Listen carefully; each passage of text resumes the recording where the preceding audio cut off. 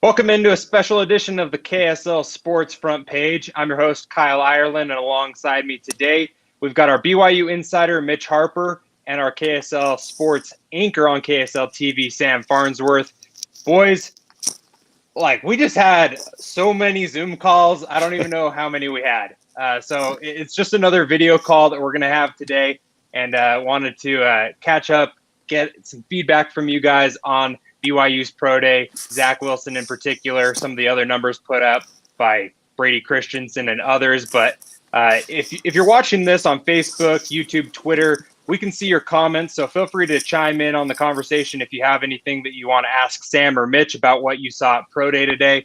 Let us know so they can answer those questions. But I wanted to start off by asking you, Sam, because you were there at the indoor practice facility in Provo to see this Pro Day in person. What was it like there? We saw some oohs and ahs, some Zach Wilson throws that, drew some reaction. What was it like to be there compared to, what Mitch and I saw on TV today?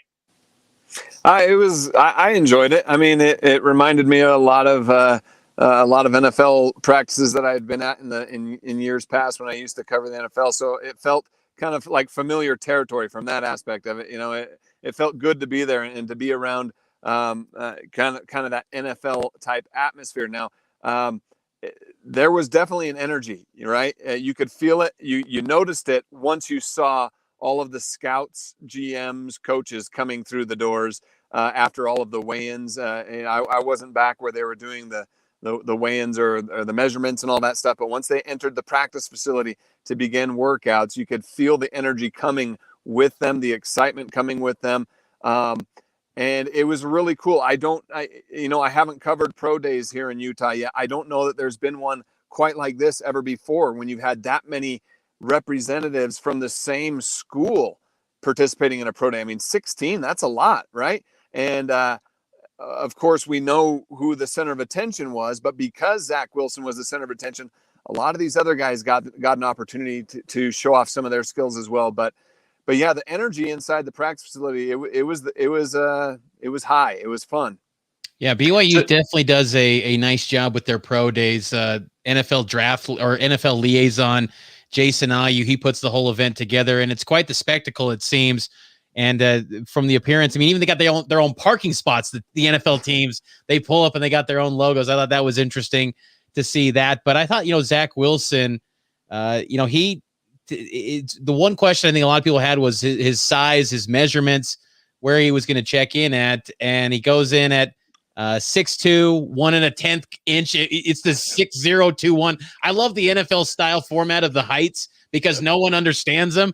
Do you understand them, Sam? As someone in the NFL, the 4-figure height measurements? Not at all. And why does it even matter, right? Because once you put cleats and a helmet on, you have to add a few more inches anyway, right? So I don't know. I don't think, it's ridiculous. And I think we've had several players prove that height really doesn't matter that much in the NFL anymore at the quarterback position. But whatever. The NFL, the NBA is doing it now too with their true heights. I don't know, whatever. Yeah, but I thought though he did check in at a good number at 6'2", yes. and then he's got 214. That's a good size, hand size 9.5 inches. So we got the full measurements up on KSLSports.com. But Zach was spectacular. I thought in the performance. What did you think on field level, Sam?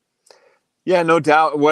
As I was watching it, I think Daniel Jeremiah, he had a Zoom call that I think both of you guys heard. I think he said something similar.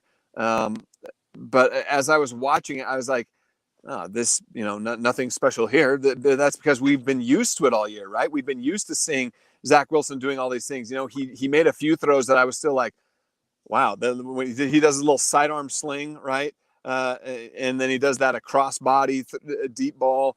Things like that where I'm still like, wow, that's really good. That's, I don't know if there's a lot of other college quarterbacks that can do that. But as I was watching it, and maybe this is because we've been spoiled this last year watching him for a full season, I was just kind of like, okay, is this going to be enough to impress the scouts? And then you see all of their reactions and all the reactions of the NFL world on Twitter and other social platforms, and you realize that, wow, Zach really is that special. Yeah, one of the things I asked Daniel Jeremiah was about that one deep ball where he rolled out to the left and then, threw across his body downfield. And, DJ just kind of broke that play down where Zach has so much power behind that throw where it's probably the most difficult throw that you could make, right? Because your momentum's going one way, you're throwing it across your body the other way. It's not like you're rolling out to the right, throwing with your right hand. And, it was impressive to see, what Zach was able to do in front of all these guys. I mean, there were 31 teams there out of the 32 teams in the NFL. The Rams were the only team that wasn't there. And there were a number of general managers. I think there were 7 there, along with 3 head coaches. And so, in the middle of all of this, 2 NFL trades go off that are just crazy. And the 49ers jump up into the top 3. The Eagles, they move around. The Dolphins move around with a deal as well. So, there's movement all going around Zach Wilson. And then, Zach Wilson's there in front of the Jets general manager, and he's also there in front of the San Francisco 49ers general manager. So all of this is just kind of crazy that the pinnacle of what was going on in the NFL today was kind of happening there in Provo. But I did want to touch on, Zach and, where he's going to land in the NFL, because it seems kind of like he's headed towards the Jets at number 2. And the reason why I think that's more solidified today is because Urban Meyer wasn't there, Sam. They sent Darrell Bevell, the offensive coordinator for the Jacksonville Jaguars, who obviously have the number 1 overall pick. But, Urban shows up, he goes to Trevor Lawrence's pro day. And I think that, that's something to me that I think, hey, like that's a pretty solid sign that the Jacksonville Jaguars have kind of solidified that they're going to go with Trevor Lawrence. What do you say about that? Yeah, I think it's kind of a foregone conclusion. If this is any other year, maybe they're talking Zach Wilson at number 1. But Trevor Lawrence is still one of those, after his sophomore season, they were talking about he would have been the number 1 pick in the draft. He's just one of those talents that don't come around that often. And you could argue the same thing about, Zach to an extent as well. But it doesn't shock me at all if that's the direction Jacksonville goes.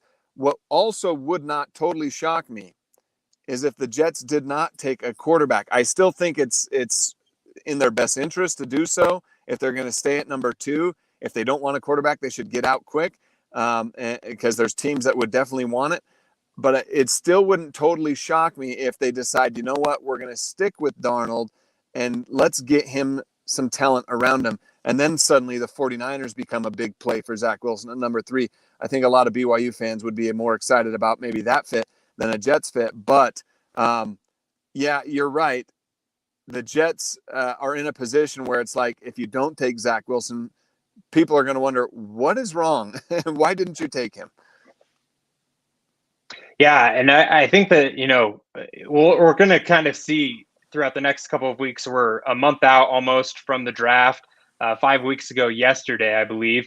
And so we're kind of coming up on that period where teams are going to continue to push. And I think maybe even up to that, week of the draft, we're going to see some more trades. And, we see what the price is for number 3. Now we know what it would cost to jump up to number 2.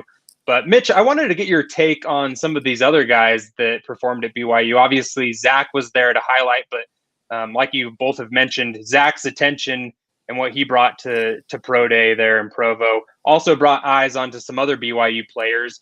A guy like Brady Christensen, Matt Bushman, who's coming off of an injury. What did you see as far as the guys working out today alongside Zach? Any numbers pop off the page to you from these other BYU players? Well, Brady Christensen's a first-round talent. I have never understood why there's been this view that he's not a first-round caliber guy. He'll probably end up being a second or third-round pick because the value would be more justified for these NFL teams in those spots. But, I mean, the type of numbers he was putting up at the pro day today, you just don't see that type of work from an NFL offensive line. You're talking about a left tackle going 4.8, 9, 40. I mean, and I know that 40-yard dashes are not important for offensive linemen, more the 10-yard split. But still, like Brady Christensen's a freak athlete. He had one of the best broad jumps we've seen since 2003 from an NFL prospect at the offensive line position. Christensen's big time, and I think that he honestly should be a first-round talent. I think he goes to maybe the second or third round. So I thought he did a huge number. I thought Chris Wilcox, I've been high on him for a long time. I did last July. I did a piece on the site for some of the best NFL draft prospects.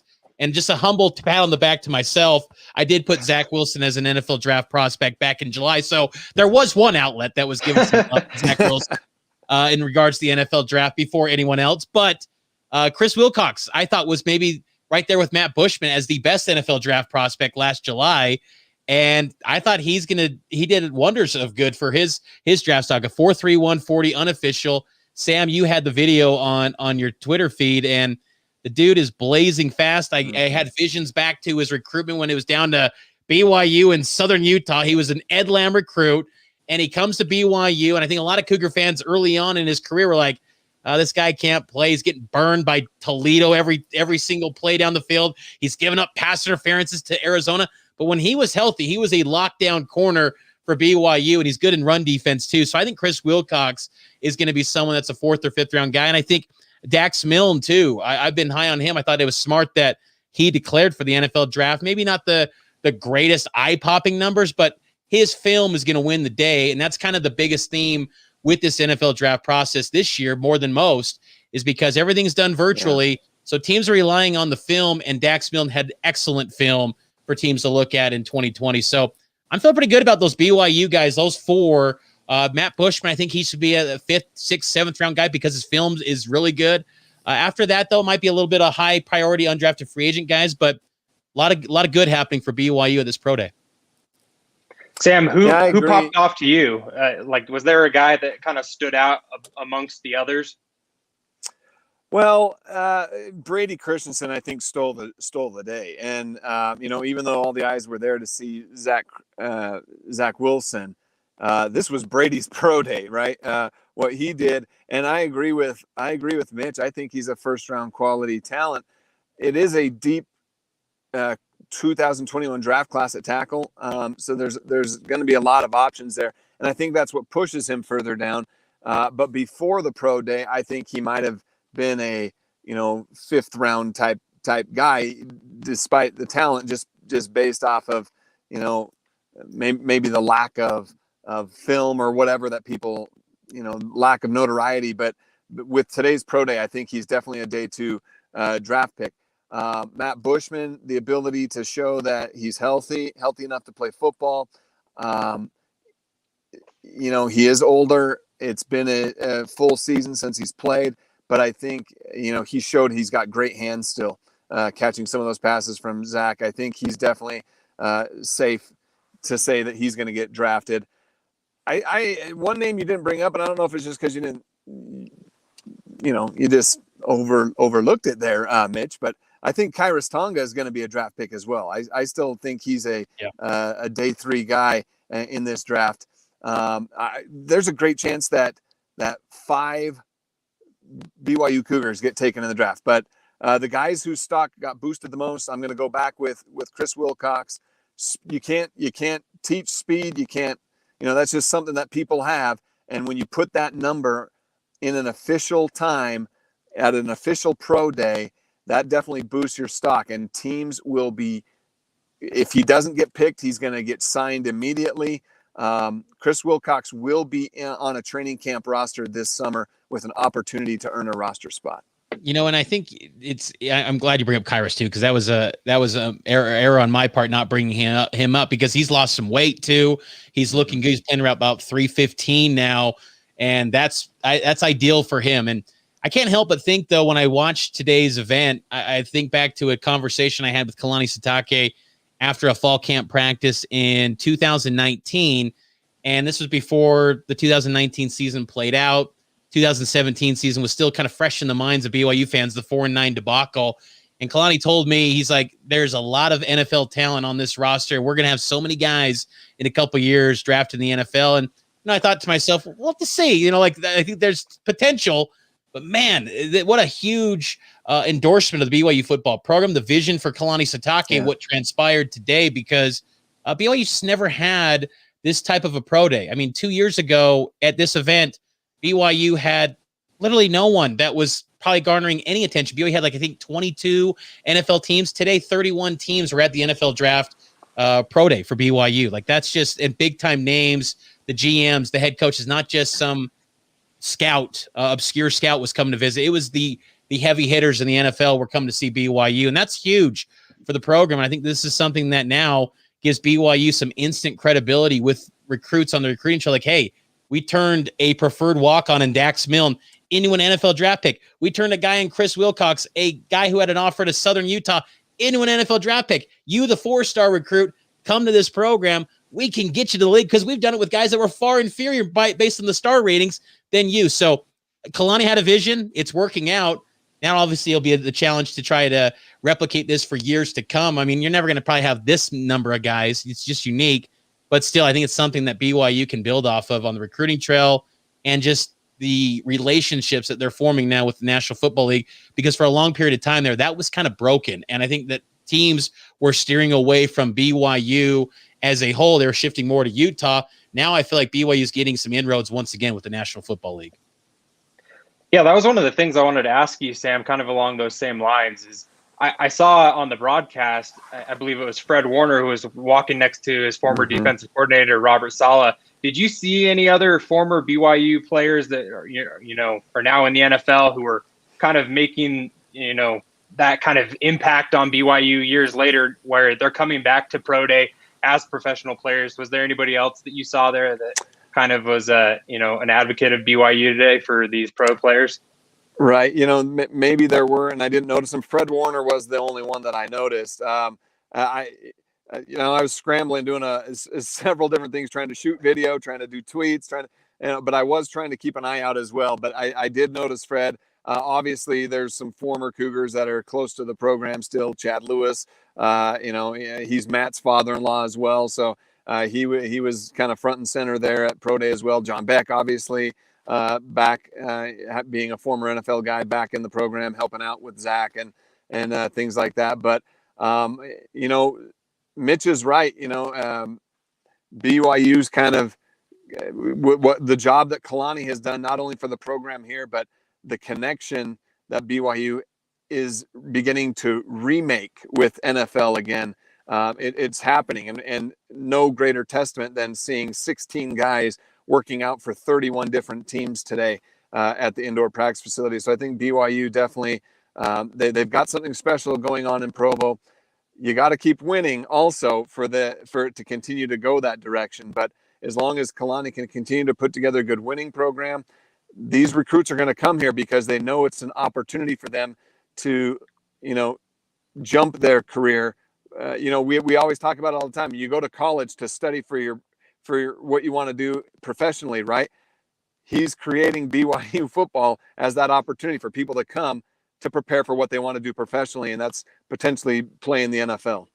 Yeah, that's a great point. And Harvey Longhi was another guy that was at the Pro Day. He was talking with some of the Jets. He's a free agent, I believe, right now. I believe I'm not mistaken.